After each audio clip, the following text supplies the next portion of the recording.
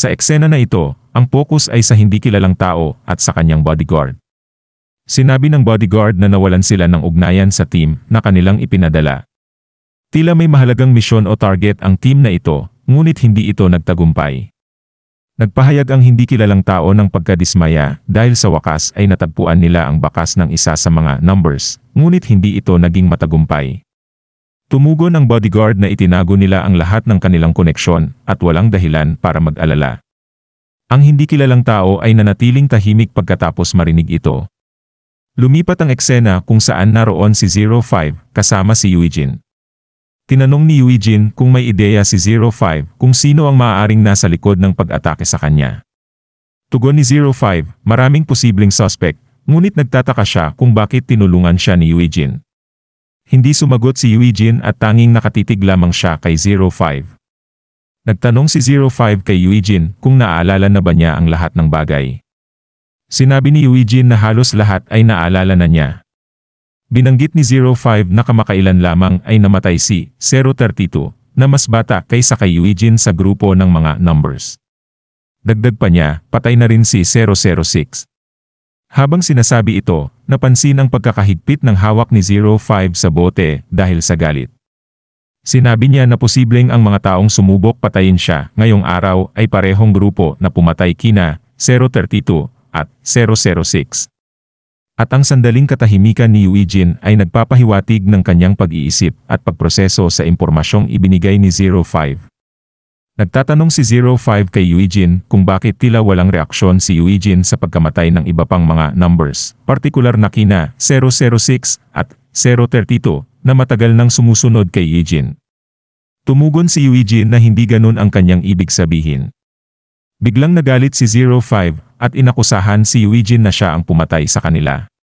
Nagulat si Eugene sa akusasyon at may pagkakaroon ng reaksyon na may kasamang katuwa-tuwa sa kanyang mukha, mariing itinanggi niya ang paratang na iyon. Sinundan ito ni 05 ng isa pang tanong, hinihinalang alam ni Eugene ang tungkol sa nangyari sa dalawang numbers. Sa pananahimik ni Eugene, nagsimulang mag-isip si 05 ng ibang posibilidad. Nagtatanong siya kung posible ba na tulad ni Eugene, hindi rin talaga patay sina 006 at 032. Si Eugene ay nanatili sa kanyang katahimikan at hindi makatingin ng diretsyo kay 05. At nagpahayag si 05 ng pag-aalala tungkol sa posibleng mangyari kung malaman ng iba na sina 006 at 032 ay buhay pa at nagkukunwaring patay. Tugon ni Eugene, hindi sila mahuhuli maliban na lang kung may magbunyag ng kanilang kinaroroonan. Gayunpaman, iginiit ni 05 na ang mga taong umalis sa kampo ay hindi maaaring mamuhay ng mapayapa. Ipinaliwanag niya na nagbago na ang kampo mula noong panahon ni Eugene, mas masusing investigasyon at mas matinding parusa ang naghihintay sa mga mahuhuli. Tinugon ito ni Eugene sa pagsasabing hindi na nasa posisyon ang kampo na imbestigahan ang kanilang mga kamatayan. Inihayag niya na pinadala ni Mad Dog si 006 para iligpit siya dahil gusto siyang patayin nito.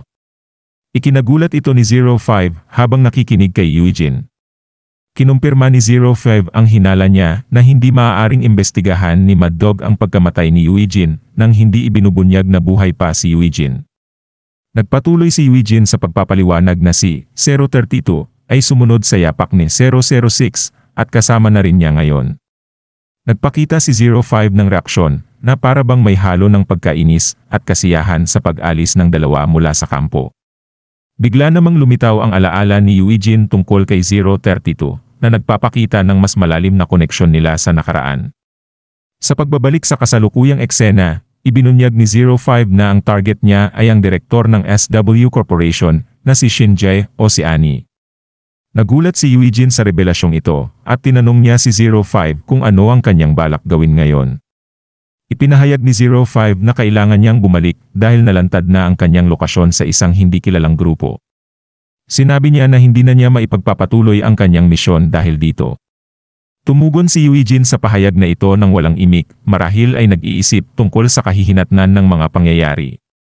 Nagbago ang eksena patungo kay Mad Dog na tumatanggap ng tawag mula kay 05. Nagulat si Mad Dog nang malaman na inatake si 05. Kinumpirma ni 05 na inatake siya ng hindi kilalang grupo ng mga mamamatay tao at alam nila ang lokasyon ng kanyang taguan. Nag-isip si Mad Dog kung sino ang maaaring umatake kay 05. Ibinunyag ni 05 na kakaiba at hindi niya maintindihan kung paano nalaman ng mga umaatake ang kanyang ruta, lalo na't sa pagkakaalam niya, tanging si Mad Dog lamang ang nakakaalam ng kanyang ruta. At nagulat si Mad Dog nang iminungkahi ni 05 na maaaring siya ang nagtangkang patayin siya. Mariing itinanggi ni Mad Dog ang akusasyon at nagtataka kung bakit mag-iisip si 05 ng ganito. Sinagot ito ni 05 nang walang katiyakan, sinasabing hindi niya pa alam kung ano talaga ang nangyari. Nang subukang kalmahin siya ni Mad Dog at pakinggan ang sasabihin nito, pinutol ni 05 ang usapan at sinabing ititigil na niya ang misyon at hindi siya dapat hanapin ni Mad Dog sa susunod na panahon. Agad niyang pinutol ang tawag. Reaksyon ni Mad Dog sa pagtatapos ng tawag ay galit at frustrasyon, hanggang sa masira niya ang kanyang telepono. Nagbago ang eksena sa lugar kung saan naroon ang chairman, kasama ang kanyang bodyguard at si Eugene. Tinanong ng chairman kung kontrolado na ba ang sitwasyon. Kinumpirma ni Eugene na kontrolado na nila ang agarang panganib, ngunit hindi niya masisiguro na walang magiging problema sa hinaharap. Nagtataka at nag-aalala ang chairman, hiningi niya kay Eugene na ipaliwanag kung bakit niya iniisip iyon. Ibinunyag ni Eugene na ang target ng kamakailang banta ay si Director Annie. Nagulat at nabahala ang chairman sa impormasyong ito at nagtaka kung bakit si Annie ang target. Sinabi ni Eugene na hindi niya alam ang eksaktong dahilan, ngunit naniniwala siyang mayroong taong nais patayin si Annie.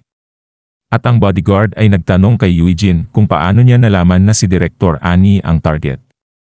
Ipinahayag ni Eugene na ang taong pumunta upang patayin si Annie ay isang dating kasamahan niya. Dalubhasa ito sa pagpatay at asasinasyon, hindi sa pagdukot o pananakot, at ang tanging layunin nito ay ang pagpatay sa target. Ito ay nagdulot ng matinding pagkagulat at pag-aalala sa chairman. Nagtanong siya kung ano ang nangyari sa taong iyon. Sinagot siya ni Eugene na ang taong ito ay umatras na sa misyon at bumalik. Hindi na malamang na muling itarget ng taong iyon si Director Annie. Nag-aalala ang bodyguard na hindi sapat na sabihing nalutas na ang problema dahil lamang sa isang dating kasamahan ni Eugene ang umatras sa misyon. Tinanong niya kung posible bang maging target pa rin si Miss Annie ng iba pang mga taong maaaring magtangka sa kanyang buhay. Tugon ni Eugene, mas madali nang harapin ang iba pang posibleng banta kumpara sa dating kasamahan niya. Sinabi niya na malamang hindi na muling magtatangka ang mga ito sa parehong target dahil sa nabigong misyon nila.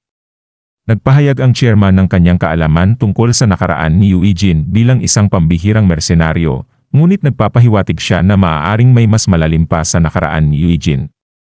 Inamin ni Eugene na siya ay isang mersenaryo 5 taon bago siya bumalik sa Korea, ngunit mayroon pang ibang bahagi ng kanyang nakaraan bago siya naging mersenaryo. Sa eksena, nag-uusap ang isang hindi kilalang grupo ng mga sundalo tungkol sa isang batang nakaligtas mula sa isang kamakailang plane crash.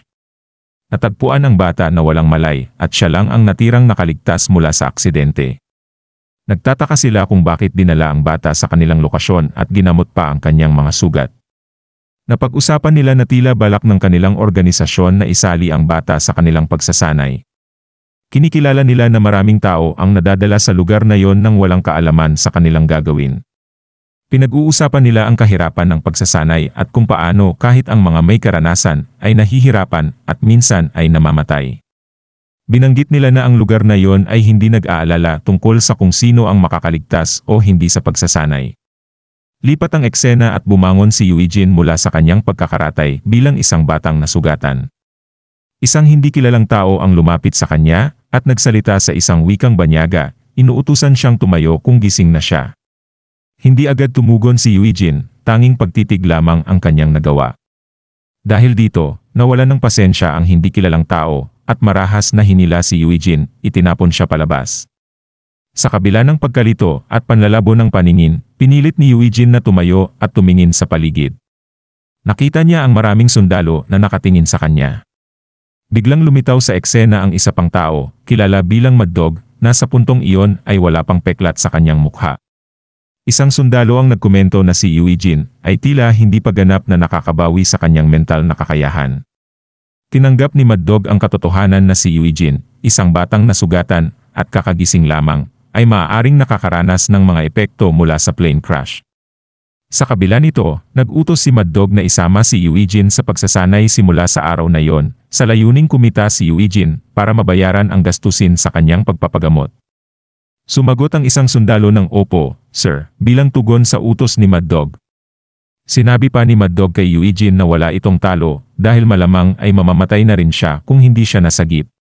Nag-iwan siya ng mapanghamong salita na kung mapalad si Eugene, baka kayanin niyang tiisin ang pagsasanay at saka bago umalis. Pagkatapos nyon, may tumawag kay Eugene, sinabihan siya ng "Hoy, bata," at bigla siyang sinipa sa ulo ng isa pang tao na nagdulot sa kanya ng pagbagsak sa lupa. Ang taong ito ay nagsabi na kailangang dumaan si Eugene sa hazing bilang bagong salta.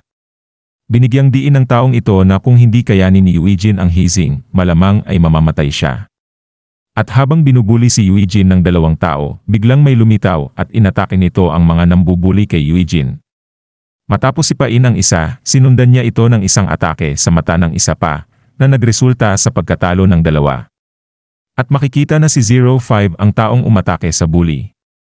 Nagtaka ang mga nambubuli kung bakit bigla silang inatake ni 05.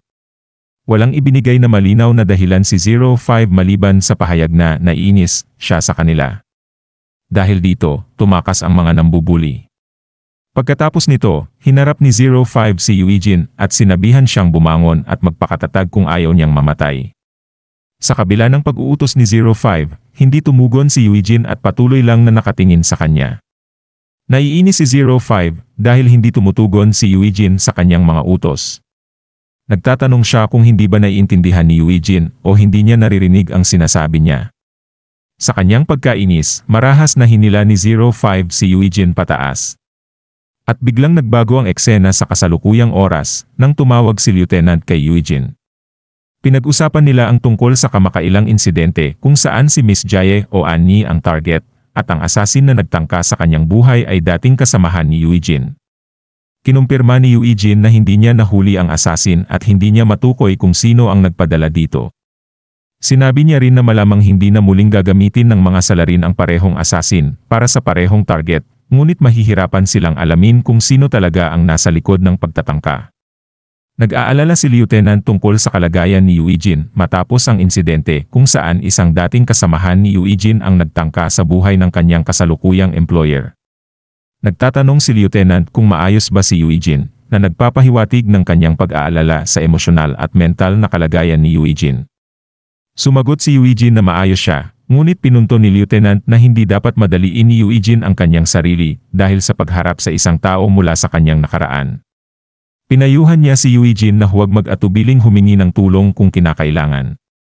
Nagpasalamat si Eugene sa kanyang concern, ngunit sinabi ni Lieutenant na walang pangangailangang magpasalamat. Binigyang diin niya na mahalagang ipaalam ni Eugene kung kailangan niya ng tulong at hindi subukang harapin ang lahat ng mag-isa. At pagkatapos ng tawag ni Lieutenant, napansin ni Eugene si Dayon na bigla ang lumitaw. Nagtataka si Dayon kung bakit nakatayo lang si Eugene nang walang reaksyon na para bang tulala. Nagtanong siya kay Eugene kung bakit siya nakatayo doon na parang walang iniisip. Nagulat si Eugene sa tanong ni Dayon at tila hindi agad nakapag-react. Nakita ni Dayon ang hindi pangkaraniwang asal ni Eugene at nagtanong kung mayroon bang problema o issue si Eugene na hindi niya sinasabi. At nagpupumilit si Dayon na mayroong problema si Eugene, ngunit patuloy itong itinatanggi ni Eugene. Nagtatanong si Dayon kung ang kanyang pag-aalala ay may kinalaman ba kay Yuna, ngunit sinagot ni Eugene na hindi iyon ang dahilan. Pagkatapos, nagbiro si Dayon na baka may kinalaman ito sa ranggo ni Eugene sa laro, ngunit muling itinanggi ni Eugene na iyon ang problema, na may ngiti sa kanyang mukha. Samantala, nakamasid pala si 05 sa kanilang dalawa mula sa malayo. Nagulat siya sa reaksyon ni Eugene at nagtaka kung bakit ito nagpapakita ng iba't ibang emosyon. Tila nagtataka siya na kaya pala ni Eugene na ipakita ang ganitong klase ng mukha o ekspresyon. At dito na po muli natatapos ang yugtong ito. Maraming salamat po. Huwag pong kalimutan mag-like at mag-subscribe para sa mga susunod na kabanata. Hanggang sa muli.